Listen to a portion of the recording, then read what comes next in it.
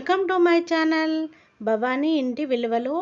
ఇంట్లో ఒక్కొక్కసారి మనకి కూరగాయలు లేనప్పుడు ఏం చేయాలని అర్థం కానప్పుడు ఇలా రైస్ పెట్టేసుకొని మనము అప్పటికప్పుడు అన్నాన్ని ఇలా పోపు చేసుకుంటే పిల్లలకి లంచ్ బాక్స్లోకైనా, మనకి డ్యూటీకి వెళ్ళే వాళ్ళకి లంచ్ బాక్స్లోకైనా, హస్బెండ్కైనా, మనకైనా చాలా చాలా బాగుంటుంది. ఇలా చేస్తే నేను ఇంగ్రీడియంట్స్తో సహా చూపిస్తున్నాను. ఉడికించిన అన్నము, అల్లం పేస్టు, ఉల్లిపాయ ముక్కలు, ఆవాలు, జీలకర్ర, ఎండుమిర్చి, కొత్తిమీర, పచ్చిమిర్చి, కరివేపాకు, కారము, ఉప్పు, పసుపు, తగినంత ఆయిల్. ఇప్పుడు స్టవ్ వెలిగించుకొని ప్యాన్ పెట్టేసుకొని ప్యాన్ వేడయ్యాక ఆయిల్ వేసేసుకోవాలి. ఆవాలు, జీలకర్ర, ఎండుమిర్చి వేసేసుకొని రెడ్గా ఫ్రై చేసుకోవాలి. ఉల్లిపాయ ముక్కలు, కరివేపాకు, పచ్చిమిర్చి, కొత్తిమీరను వేసేసుకొని దోరగా ఫ్రై చేసుకోవాలి.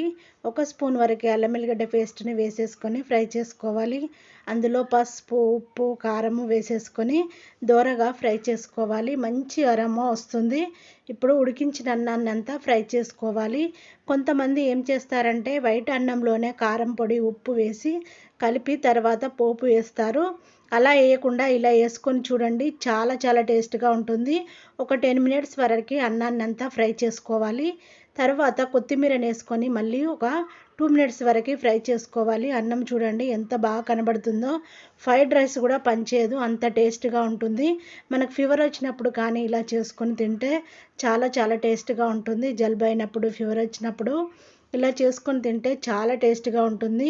నేను చేసిన ఈ పోపన్నము మీకు నచ్చినట్టయితే నా వీడియోకి లైక్ చేయండి, మీ ఫ్రెండ్స్ అందరికీ షేర్ చేయండి, నా ఛానల్ సబ్స్క్రైబ్ చేసుకోండి, బెల్ సింబల్ వస్తుంది. చూడండి ఎంత బాగా కనబడుతుందో. నేను చూపించాను, స్పూన్తో తిని చూశాను, అంత కరెక్ట్గా ఉంది. టేస్ట్ మాత్రం అదిరిపోయింది, చాలా చాలా టేస్ట్గా ఉంది.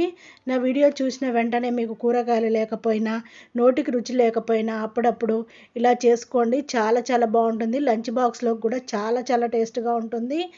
నా వీడియోని షేర్ చేయడము మర్చిపోకండి. నా ఛానల్ని సబ్స్క్రైబ్ చేసుకోండి, బెల్ సింబల్ వస్తుంది, దానిపైన క్లిక్ చేస్తే అలానే ఆప్షన్ వస్తుంది. Thank you for watching.